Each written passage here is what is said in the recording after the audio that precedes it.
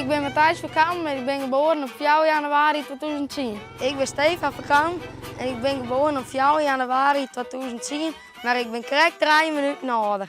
En wij zijn een tweeling. Dat is tweeling. Het is Ja, tweeling. Nou jongens, kun je me even 3 zetten? Ja. Nou, pak ik op, maar even en dan even het kaartje mee. Stel dat ik hier zitten. Ja.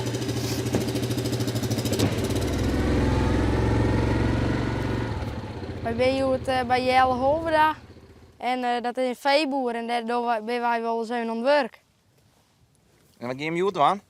We moeten triet spannen, en daar de pijltjes even in deel zetten en we moeten tumen in en dan moet een baal in stal.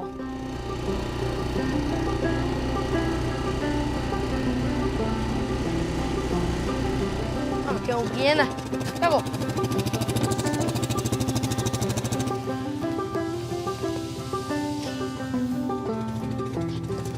Even op nog correct, nee.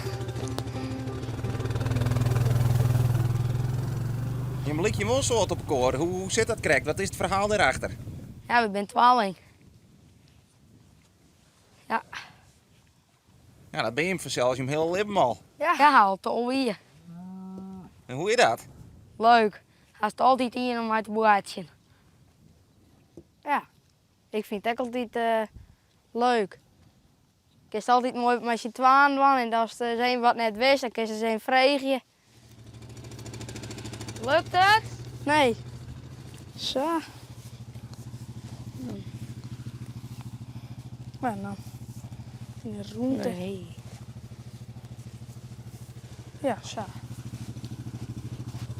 Had er nou iets net slagen, helpen je elkaar dan ik altijd? Ja. En maakt het niet uit dat de ene het een beter weet dan de oren? Nee. Nee. Dan helpen we elkaar gewoon. En dan leidt de oren tegen uit. En dan lukt het vaak wel. Ja. Je bent wel echt een team. Ja.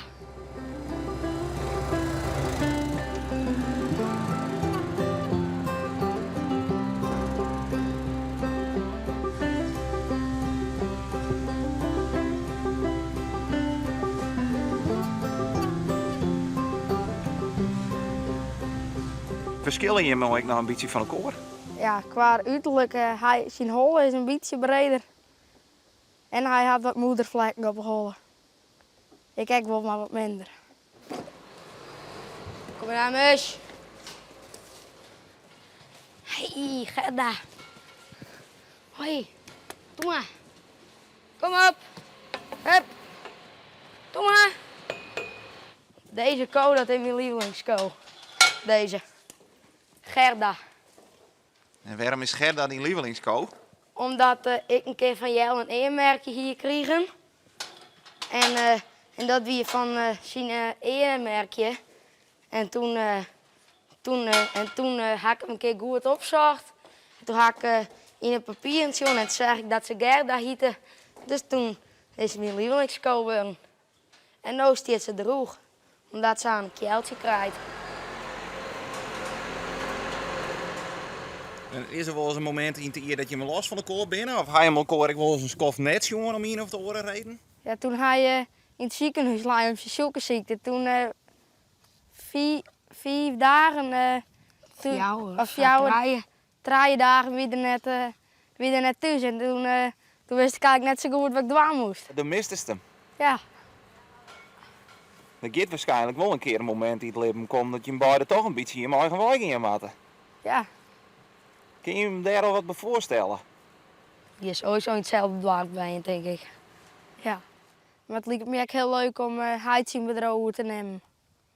En dat hij de tenten bouwen en een catering. En dat ze hebben toch dat we het over zouden nemen dat hij de tenten doet en ik de catering of wel eens om. Maar ik weet wel, dit zijn al goede plannen om bij elkaar te blijven, ik. Ja. Er is net een ronde voorbij dat ze net in. Hoi, klein deze land, hij wil gewoon zitten daar gewoon.